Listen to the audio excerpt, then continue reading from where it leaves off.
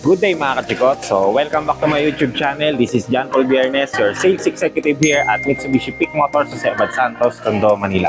So, for today's video mga kachikot, tuturuan ko kayo ng mga tips kung paano ma-upload sa bangko. So, unang-una dyan mga kachikot, kung tayo ay local employed o dito tayo sa Pilipinas, ito ang unang-una nating requirement. So, kailangan natin dyan is yung ating 2 valid ID.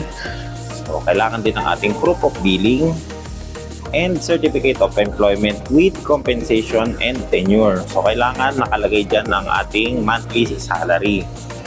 So, kailangan dyan kasama rin yung years kung ilang taon na tayo doon sa ating company. At kailangan din natin dyan is yung ating 3 months na latest na payslip. So, kung tayo ay nag-a-apply ng unit, so ganito yan mga kachikot. So, kailangan times 3 nung monthly na ina-avail natin na unit ang total ng income natin. So, for example mga kachikot, ang monthly lang kukunin natin is 16,000. So, kailangan yan guys, times 3 natin yung 16,000. So, yun dapat ang total amount ng ating salary. So, kung medyo alanganin tayo, kailangan natin ng co-maker na may income na additional para i-combine natin yung total income nila para pumasok tayo dun sa qualification na required ng bangko. So, dito naman tayo mga kachikot sa pangalawa. So, ito naman is yung mga usually na nag-a-apply talaga sa atin. So, ito yung ating mga OFW o overseas Filipino workers. So, ano ba ang mga primary na requirements niyan nila? Unang-una dyan is 2 valid ID. So, even ito yung passport or yung kanilang abroad ID. So, sumunod naman dyan is yung ating employment contract. So, kailangan yung importante yan. Latest yung ating employment contract.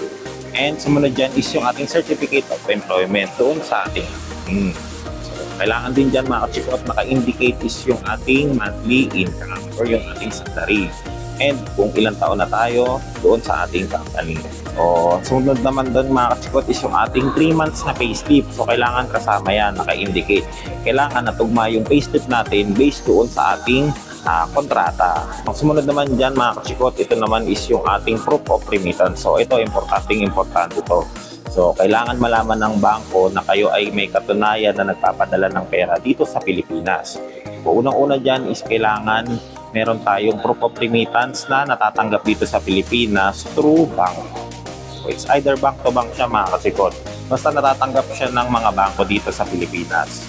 So kung tayo ay OFW at wala tayong bangko sa Pilipinas pero meron tayong pinapadala ng remittance na meron silang major banks, pwede na yon. So ma-approve na yan.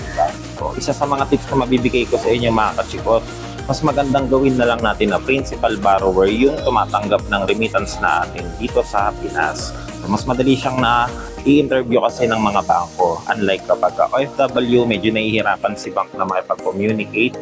So, hindi sila agad natatawagan. So, nagkakaroon ng delay doon sa processing ng application. So, mas magandang gawin na lang natin na principal borrower or sa kanila nakapangalan yung nandito sa Pilipinas na lang. Yun ang pinaka-best way niyan para ma-approve. So, kailangan dyan mga kachikot nakapangalan dapat yung remittance na atin dun sa pinapadalhan natin sa Pilipinas. So, kailangan yung bangko niya nakapangalan. So, para mas mabilis nang ma-verify ng bangko yung ating remittance. And sumunod dyan mga kachikot is yung proof of billing natin or yung ating proof of ownership ng ating bahay. So, kung ano yung ilalagay natin na address, dapat make sure natin na sa atin yan or sarili natin.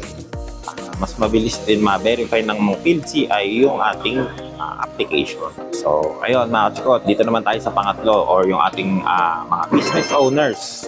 So, kung tayo ay may negosyo dito sa Pilipinas, unang-unang requirements natin dyan, same pa rin naman, 2 valid IDs, primary, then susunod dyan is yung ating proof of billing ng bahay, and yung ating 6 months na bank statement. So, kailangan din dyan yung ating business permit. So, kailangan natin yan. Kung meron tayong DTI, so pwede na yon. So, pag humingi pa ang bangko ng other documents, barangay, pwede rin yung barangay na permit.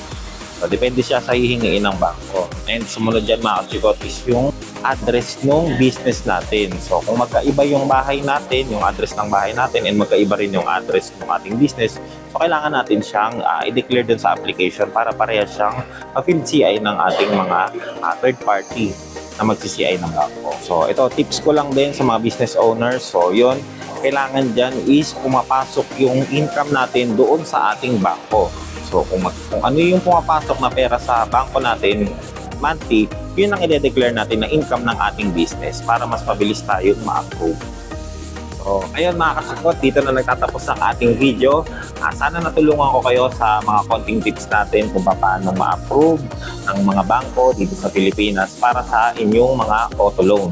So, ayun mga kachikot, sa mga gustong mag-apply or mag-inquire dito sa mga promo natin dito sa aming dealer, pwede nyo akong i-message dito sa aking contact number. So, 0910-4146-272.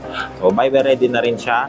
And, ito naman ang aking Facebook account, Paul Biernes. So, message nyo lang din ako dyan. Ito naman ang aking Facebook page, Mitsubishi Super Sale by Paul Biernes. Pwede nyo rin akong i-message dyan para mag-inquire kayo. So, message lang kayo dyan. Mabilis yan magre-reply. And, para ma-check nyo naman ang aking mga latest na vlogs and promo dito sa aming dealer, pwede nyo rin i-follow and i-subscribe ang aking YouTube channel, Chikot Vlogs by JPB. Same as TikTok, Chikot Vlogs by JPB. Pwede nyo rin akong i-message dyan. So, ano pang hinihintay nyo mga kachikot? Apply na!